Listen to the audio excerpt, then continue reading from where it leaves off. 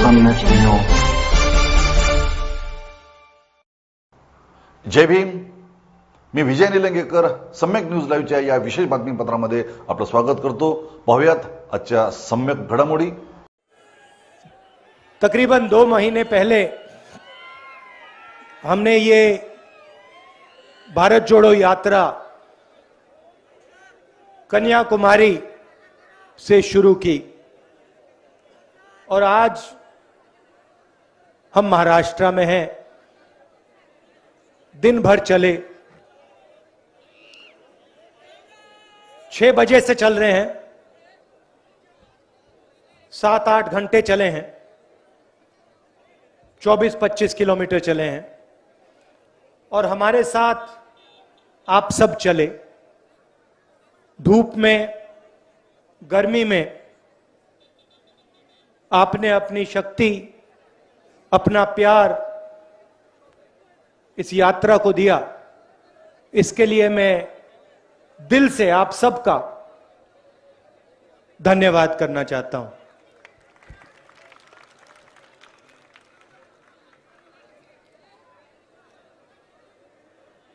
हमारा लक्ष्य लंबे भाषण देने का नहीं है. आमतौर से राजनेता घंटों बोलते हैं, हमारा यह लक्ष्य नहीं.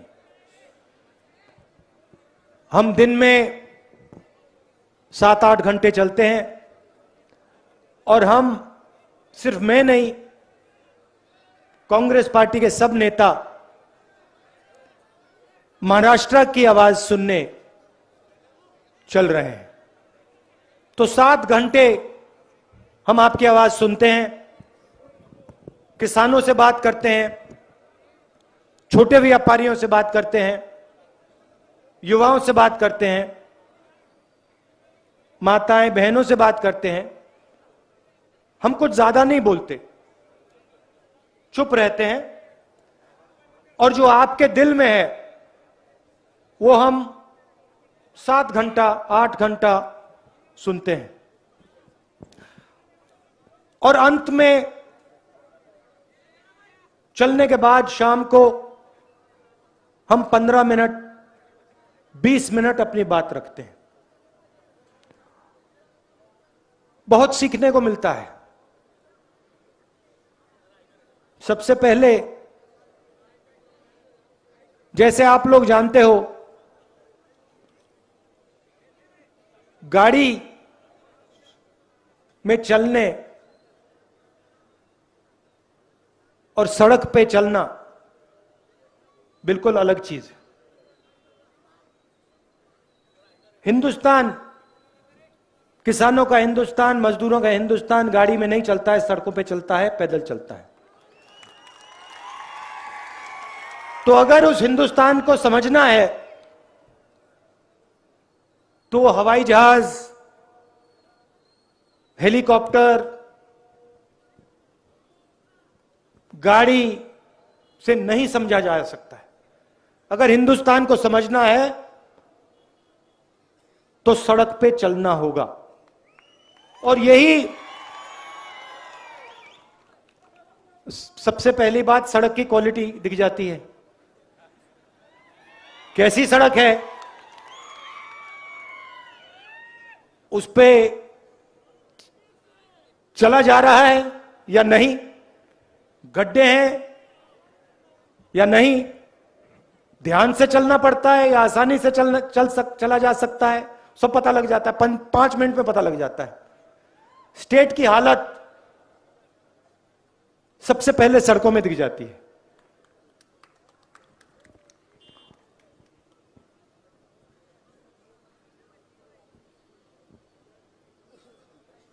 खुशी भी होती है.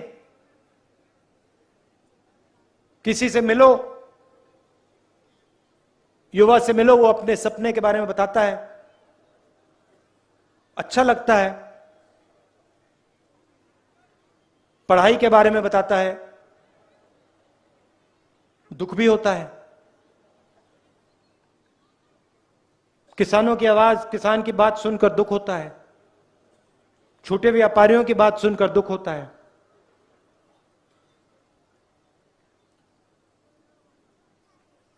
नरेंद्र मोदी जी ने कुछ साल पहले नोटबंदी की, जीएसटी लागू की। उसका असर कितने साल हो गए? कितने साल पहले की थी?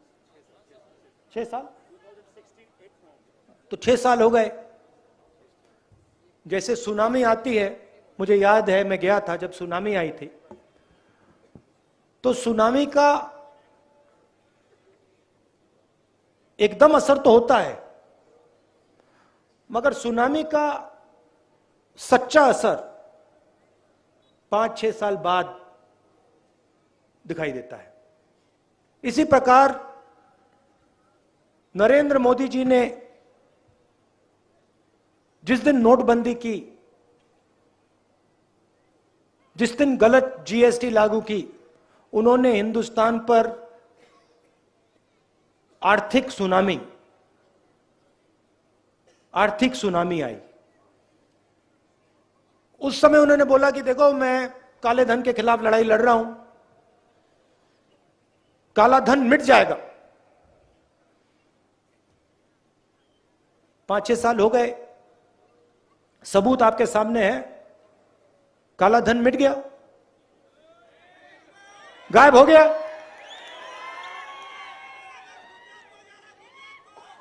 नहीं, गुजरात को भैया आपके प्रोजेक्ट जा रहे हैं, वो काला धन अलग है, मगर आपके प्रोजेक्ट जा रहे हैं। जैसे एयरबस होता है, हवाई जहाज होता है, रनवे से टेक ऑफ करता है, देखा होगा आपने, देखा है ना? वैसे ही एयरबस का प्रोजेक्ट महाराष्ट्र से उड़ता हुआ चला गया, पता नहीं कहां चला गया, कहां गया, क्यों गया, क्यों गया? गुजरात में चुनाव आ रहे हैं, नहीं वो है किसके यहां गया, वो अलग बात है। तो एयरबस का प्रोजेक्ट गया। अच्छा, आपके जेब में मोबाइल फोन है, दिखाओ जरा, ये इसके अंदर ये मोबाइल फोन का प्रोजेक्ट, फॉक्सकॉन का प्रोजेक्ट, ये कहां गया? तो महाराष्ट्र जो आपका है, हजारों करोड़ रुपए, और पैसे को छोड़ो, आपके युवाओं का भविष्य, उनका रोजगार आपके प्रदेश से छीना जा रहा है।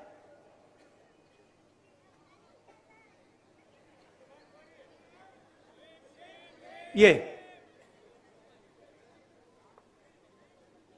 अब सड़क पे आप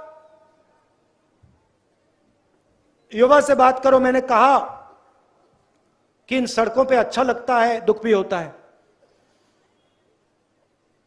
आज मेरी एक युवा से बात हो रही थी, स्वराज नाम, बस लेके आया था अकेला,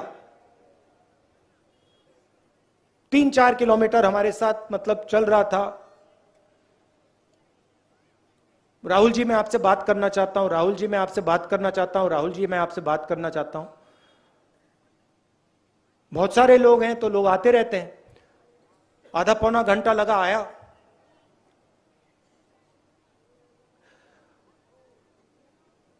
मैं हिंदुस्तान के बड़े बड़े ब्यूरोक्रेट से बात कर रहा हूं। जितना इसको शिक्षा के बारे में मालूम था, हिंदुस्तान की एजुकेशन मिनिस्ट्री में सबसे बड़े ब्यूरोक्रेट को नहीं मालूम। पहली बात मुझे कहता है, राहुल जी मैंने इंजीनियरिंग की है, मगर मुझे इंजीनियरिंग की जॉब नहीं मिल सकती हिंदुस्तान में। मैंने उससे कहा कि अजीब सी बात है, मैं अब कन्याकुमारी से महाराष्ट्र तक आ गया, जब भी मैं युवाओं से, बच्चों से पूछता हूं क्या करना चाहते हो, 4 ही जवाब मिलते हैं, 5। पहला आईएएस, दूसरा इंजीनियर, तीसरा डॉक्टर, चौथा शाबाश, चौथा आर्मी, और 5वां वो आर्मी और पुलिस मतलब एक ही है, उसको एक ही मानते।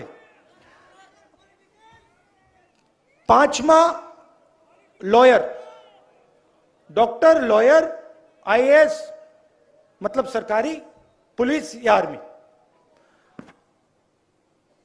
और कोई कुछ करना ही नहीं चाहता। तो लड़के ने मुझे बताया, स्वराज ने बताया कि देखो क्यों नहीं करना चाहते, क्योंकि हिंदुस्तान में प्रैक्टिकल शिक्षा नहीं है। मतलब जो भी हम अपने स्कूल कॉलेज में सिखाते हैं, ये 5 काम उससे हो सकता है, उस शिक्षा से हो सकता है। मगर अगर व्यक्ति को, युवा को किसी कंपनी में जाके काम करना है, तो जो उसे स्कूल में सिखाया जा रहा है और जो उसको कंपनी में नॉलेज होनी चाहिए, जमीन आसमान का फर्क है। ये 16 साल का बच्चा मुझे बता रहा है, और यह बात हिंदुस्तान के सबसे बड़े ब्यूरोक्रेट्स को नहीं समझ आ रही। यह है महाराष्ट्र का कमाल। अच्छा, मैंने खुशी की बात बोली तो दुख की बात भी बता देता हूं। मैं आपको बताऊं, आज आपने मेरा दिल तोड़ दिया। हाँ, दिल तोड़ दिया आपने मेरा, दिल तोड़ दिया। मैं आपको बताऊं, सुनोगे? इसी सड़क पे इतनी बड़ी छोटी सी बच्ची मुझसे मिलती है, 6 साल की, 7 साल की। कहती है, पहले मुझे ढूंढ के निकाला, कहती है मैं आपसे मिलना चाहती हूं। तो जब भी कोई बच्चा आता है, मैं उसको सीधा एक टॉफी दे देता हूं। मैंने टॉफी दी, बातचीत शुरू हुई। मैंने कहा क्या करना चाहती हो? अच्छा, महाराष्ट्र की सब लड़कियां डॉक्टर बनना चाहती हैं। तो कहती है मैं डॉक्टर बनना चाहती हूं।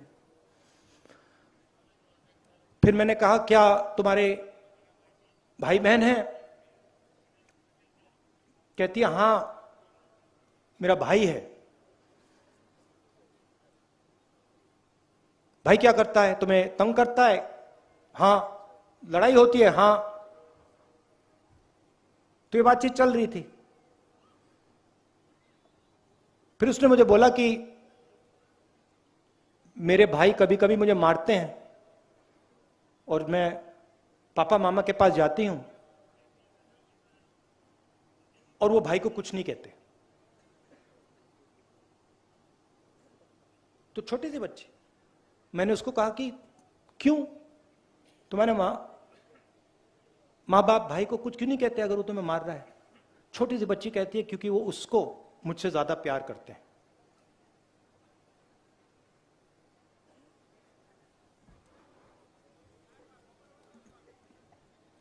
सुनते हुए काफी दुख हुआ। छोटी सी बेटी है, होशियार, मगर उसके माता पिता जिस प्रकार से बेटे को देखते हैं, उस आंख से बेटी को नहीं देखते। इससे आपका प्रदेश कमजोर होता है। सही बोला, गलत बोला? तो हमारी जो बहनें हैं, माताएं हैं, वो पुरुषों से भी ज्यादा जरूरी हैं। और जो देश अपनी महिलाओं की इज्जत नहीं करता, वो देश आगे नहीं बढ़ सकता। दिल की बात बोल दी, मगर अब मैं चल रहा हूं तो मतलब जो दिल में आ रहा है वो बोलना पड़ रहा है। तो यात्रा हमने शुरू क्यों की? शुरुआत में मैंने कहा प्रेस के हमारे मित्र हैं, मगर हमारी बात, विपक्ष की बात, सिर्फ कांग्रेस पार्टी की नहीं, सब विपक्ष की बात दिखाते नहीं। देश में बीजेपी, आरएसएस नफरत फैला रही है, हिंसा फैला रही है, डर फैला रही है। नोटबंदी की, गलत जीएसटी लागू की, किसानों के जो काले कानून थे उसको लागू करने की कोशिश की। इनका लक्ष्य हिंदुस्तान की जनता के दिल में डर डालने का है, भय डालने का है। किसानों से बात हुई, मैंने पूछा भाई बताओ क्या मुश्किल है? कहते हैं राहुल जी हम खेती करते हैं, अपना खून पसीना डाल देते हैं, मगर हमें यह नहीं मालूम कि हमारे गेहूं का, गन्ने का क्या रेट मिलेगा। सरकार हमसे गैम्बलिंग करवाती है, जुआ खिलवाती है।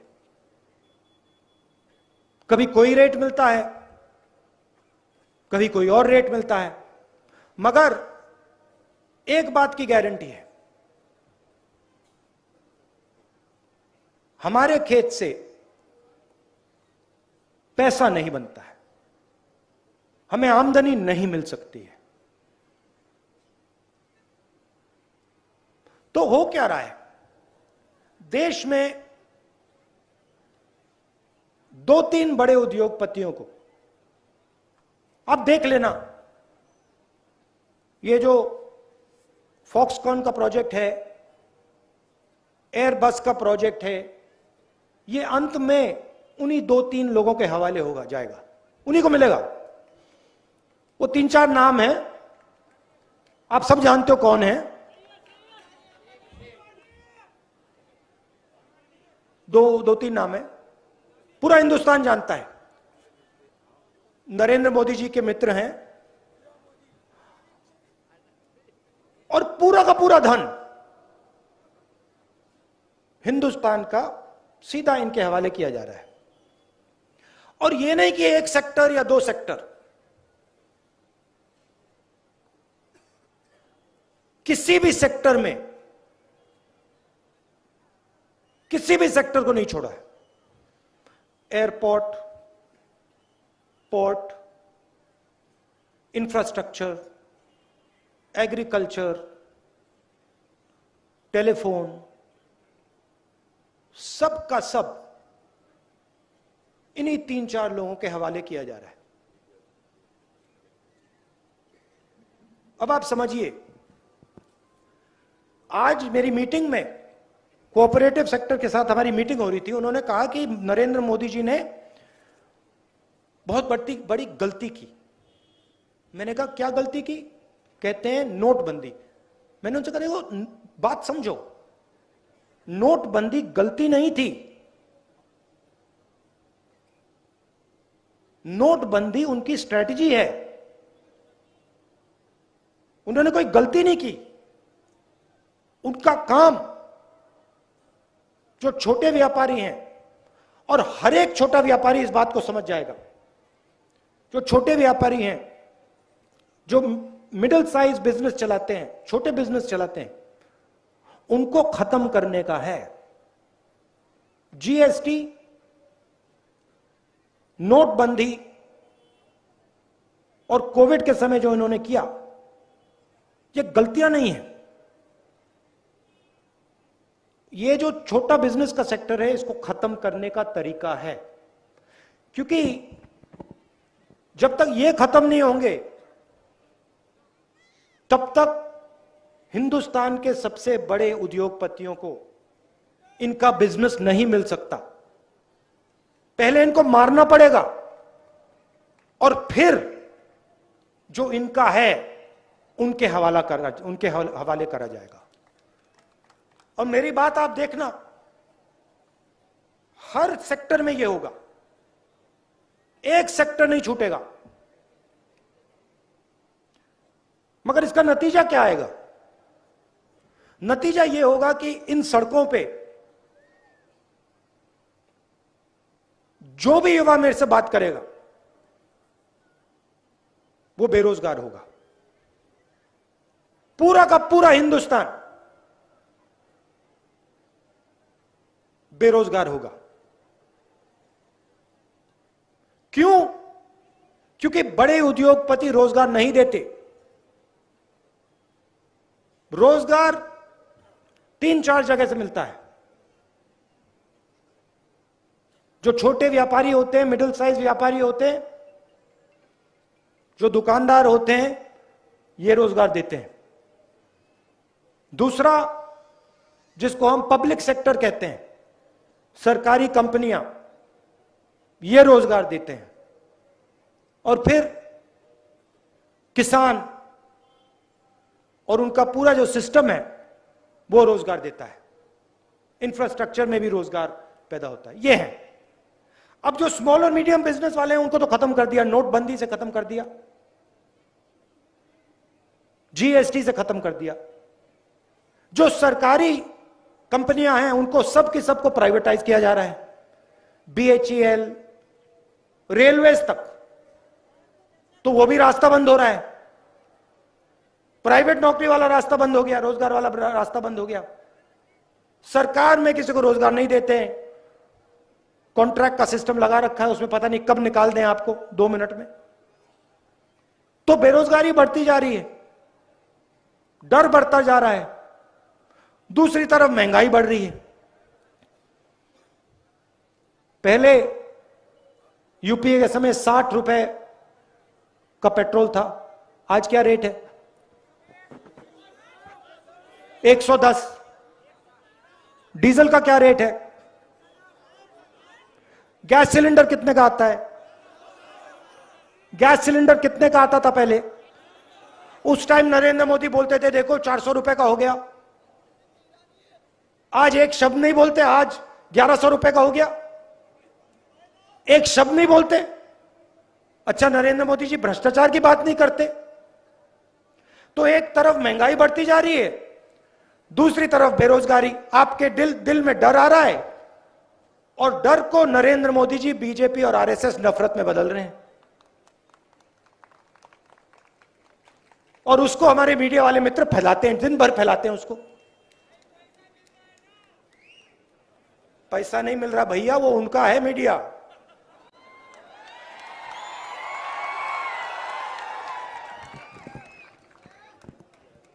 ये भैया किसानों का नहीं है। ये मीडिया जो है, गलतफहमी में मत आओ, ये मजदूरों का नहीं है, ये किसानों का नहीं है, छोटे व्यापारियों का नहीं है। ये उन्हीं 2-3 बड़े उद्योगपतियों का औजार है। और इसका काम हिंदुस्तान में नफरत फैलाने का है, हिंदुस्तान में डर फैलाने का है। और मैं आपको एक और बात बता दूं, ये जो हमारे जर्नलिस्ट भाई खड़े हैं ना, इनमें से एक नहीं करना चाहता, ये सब देशभक्त हैं, एक नहीं करना चाहता, मगर चॉइस नहीं है, नौकरी से निकाल देंगे। तो ये है हालत। देखो, हंस रहे हैं, मुस्कुरा रहे हैं, देखो सब के सब मुस्कुरा रहे, देखो। तो इसीलिए हमने ये भारत जोड़ो यात्रा शुरू की है। मीडिया वाले हमारी बात ना उठाएं, पार्लियामेंट में हम बात रखते हैं तो देखो क्या करते हैं, माइक ऑफ कर देते हैं ऐसे।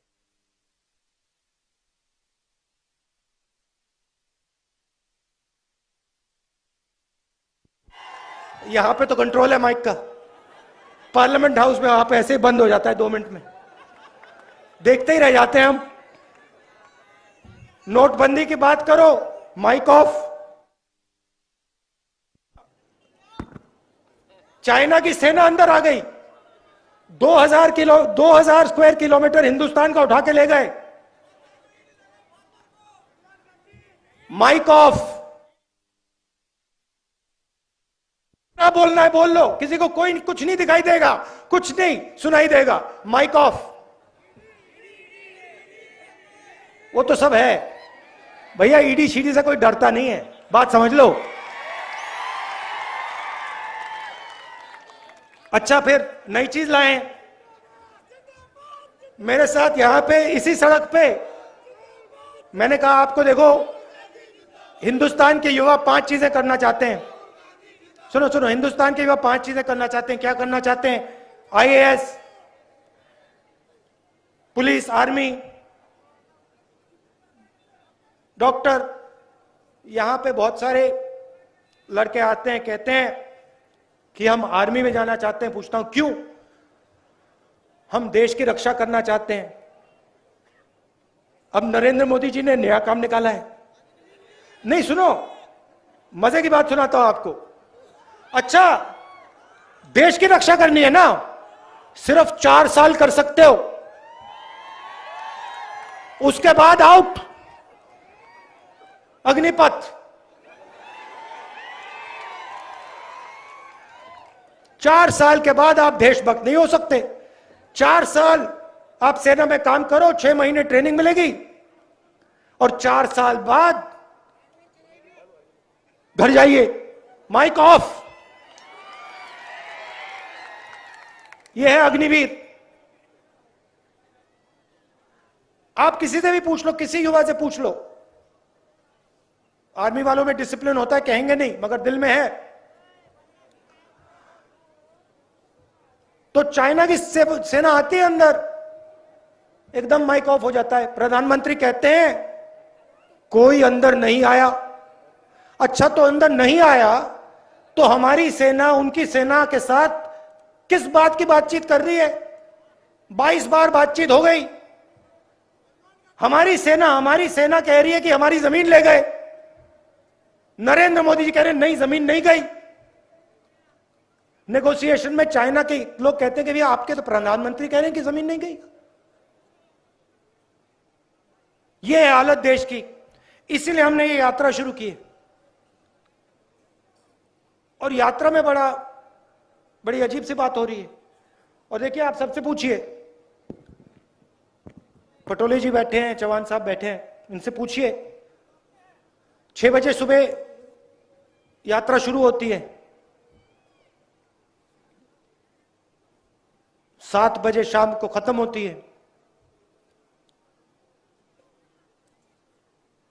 थकान नहीं होती। 25 किलोमीटर चलने के बाद, नहीं, मैं सिर्फ अपनी बात नहीं कर रहा हूं, मैं सबकी बात कर रहा हूं। किसी को थकान नहीं होती। पूछो क्यों? नहीं, क्यों? क्योंकि आपकी शक्ति के बल पर हम चल रहे हैं। आपका प्यार और आपकी शक्ति हमें श्रीनगर तक पहुंचा रही है। रोक नहीं सकता कोई। तो इसके लिए दिल से आपको धन्यवाद करना है। आपके बिना हम ये काम कर ही नहीं सकते। 3500 किलोमीटर चलना है, आपके बिना काम नहीं किया जा सकता। आप मदद कर रहे हो, और फिर इन सड़कों पे अपना पूरा का पूरा ज्ञान फ्री में हमें दे रहे हो। तो आप सबका दिल से धन्यवाद करना है। इतना आपने प्यार दिया, इतनी शक्ति दी, इसके लिए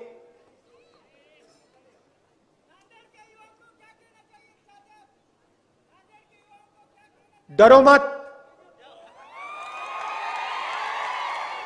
किसी चीज से डरो मत। मैं नरेंद्र मोदी की बात नहीं कर रहा हूं, मैं आरएसएस की बात नहीं कर रहा हूं। जिंदगी में किसी चीज से डरो मत, कभी नहीं डरो। और दूसरी बात सुनो, अगर डरोगे नहीं तो किसी से नफरत करोगे नहीं, हो ही नहीं सकता। तो अपने दिल में से डर को निकाल दो और जो ये देश है इसमें नफरत मत फैलाओ, इसमें भाईचारा और प्यार फैलाओ। देशभक्ति करनी है। देशभक्ति देश को बांटने से नहीं होती। एक तरफ झंडे को सलूट मारा, दूसरी तरफ एक भाई को दूसरी भाई से लड़ा दिया, यह देशभक्ति नहीं है, यह देश को कमजोर करने का काम है। तो नांदेड़, महाराष्ट्र, हिंदुस्तान के युवा से मेरा एक ही मैसेज है, डरो मत और नफरत को अपने दिल से मिटा दो और देश के लिए काम करो। बहुत बहुत धन्यवाद। नमस्कार, Jai Hind. Ideal institute of biology, Nanded आणि Latur, leader in biology. Phoenix multispeciality hospital and critical care centre, Shivajinagar, Nanded. पाहत रहा सम्यक न्यूज लाईव्ह. बातमी पाहण्यासाठी यूट्यूबवर सबस्क्राईब करा.